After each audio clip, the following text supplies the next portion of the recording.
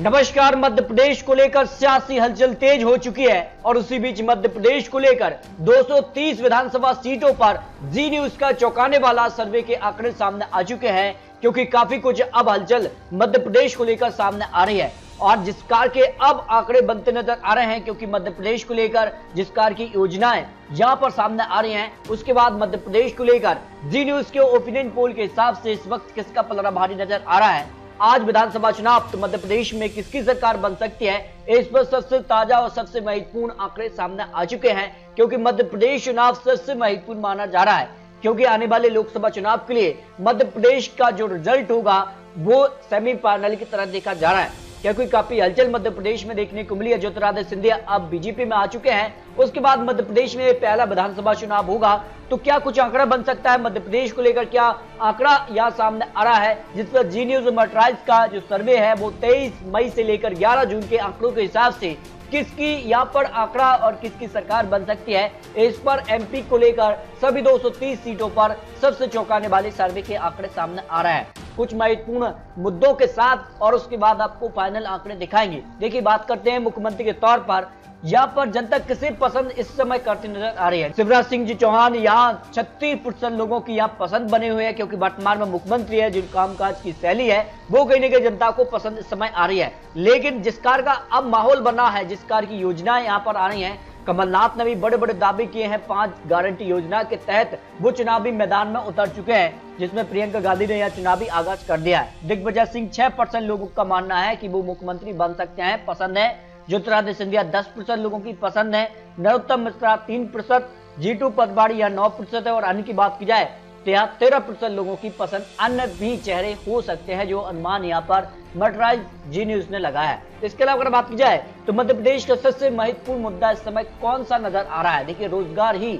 यहाँ 22% लोगों का एक बड़ा मुद्दा बना हुआ है। विकास 16%, कानून व्यवस्था 6% है, भ्रष्टाचार 10%, किसान का मुद्दा भी जो है 11% लोगों की है, और 14% यहाँ महंगाई भी एक बड़ा मुद्दा बना हुआ है, जिस पर कांग्रेस ने गैस सिलेंडर को लेकर भी बड़ा दावा किया है।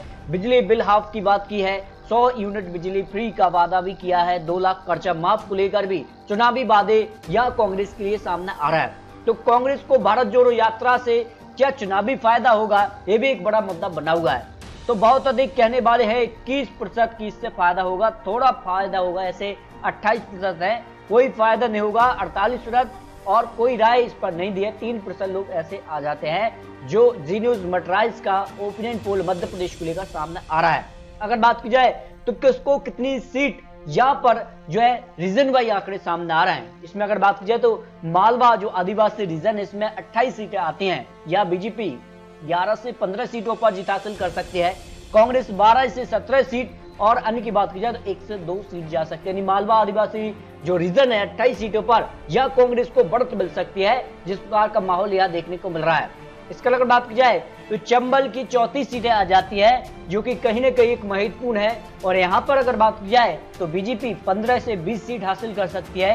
कांग्रेस के लिए सबसे ज्यादा बड़े दिग्गज नेता यहाँ से जो है बीजेपी में आ चुके हैं, लेकिन सवाल यह है कि कई ऐसे जो मानना है लोगों का कि कहीं ना कहीं टिकट बंटवारा एक बेहद ही चुनौतीपूर्ण कार्य बीजेपी के पक्ष में रहेगा। उसके बाद कहीं ना कहीं कुछ नेताओं की वापसी फिर से कांग्रेस में हो सकती है, उसके बाद ये आंकड़े बदल भी सकते हैं।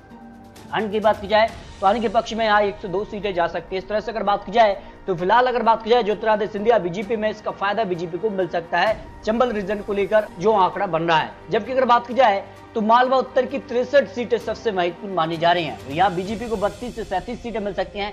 कांग्रेस यहाँ 24 से 29 सीट, अन्य की बात की जाए तो अन्य के पक्ष में भी करीब 0 से 2 सीटें जा सकती है। यानी इस रीजन पर भी कांटे की टक्कर है, लेकिन हल्का सा पलड़ा यह बीजेपी का भारी नजर आ रहा है, जो यहाँ लेटेस्ट ओपिनियन पोल सामने आ रहा है। जबकि अगर बात की जाए तो यहाँ पर विंध्य के 56 सीटों की अगर बात की जाए तो यहाँ बीजेपी को 31 से 36 सीटें मिल सकती हैं। भाई कांग्रेस के लिए बात की जाए तो 19 से 24 सीट, अन्य की बात की जाए तो 1 से 2 सीट अन्य के पक्ष में भी जा सकती है। यानी विंध्य रीजन में भी बीजेपी को बढ़त दिखाई दे रही है, लेकिन कहीं ना कहीं आने वाले वक्त में यहाँ भी बड़ा उलटफेर की संभावना लगाई जा रही है। फिलहाल अगर बात की जाए तो बीजेपी का पलड़ा यहाँ भारी नजर आ रहा है। मां कौशल की 49 सीट की बात की जाए तो यहाँ बीजेपी 23 से 28 सीट, तो कांग्रेस यहाँ 20 से 25, यानी बिल्कुल कांटे की टक्कर महाकौशल की 49 सीटों पर देखने को मिल सकती है। 0 से 2 सीट यहाँ अन्य के पक्ष में भी जा सकती है। इस हिसाब से अगर बात की जाए तो यहाँ बिल्कुल कांटे की टक्कर है, लेकिन काफी चौंकाने वाले आंकड़े आप बनते नजर आ रहे हैं जो यहाँ पर विश्लेषण सामने आ रहा है। अगर बात की जाए मध्य प्रदेश को लेकर सभी 230 सीटों का जो फाइनल वोट शेयर सामने आ रहा है, उस हिसाब से बीजेपी 45% वोट शेयर इस समय दिखाई दे रहा है, कांग्रेस के पक्ष में यहाँ 39% वोट शेयर और अन्य की बात की जाए तो 16% वोट शेयर अन्य के पक्ष में जा सकता है। जब इस वोट शेयर को सीटों में कन्वर्ट किया जाए, जो जी न्यूज मर्चेंडाइज ने फाइनल आंकड़ा रखा है, उस हिसाब से मध्य प्रदेश को लेकर 230 सीटों के लिए आज चुनाव, तो मध्य प्रदेश में बीजेपी करीब 119 से 129 सीटों पर जीत हासिल कर सकती है, कांग्रेस 94 से 104 सीट, अन्य की बात की जाए तो 4 से 9 सीट जा सकती है। इस हिसाब से अगर बात की जाए तो जो 116 सीटों का बहुमत का आंकड़ा है उसको बीजेपी प्राप्त कर सकती है। वर्तमान में जो आंकड़े बन रहा है, वर्तमान में जो बीजेपी की बड़ी बड़ी योजनाएं हैं, जिसमें लाडली बहना योजना भी एक महत्वपूर्ण योजना मानी जा रही है, क्योंकि एक महिला वोट बैंक को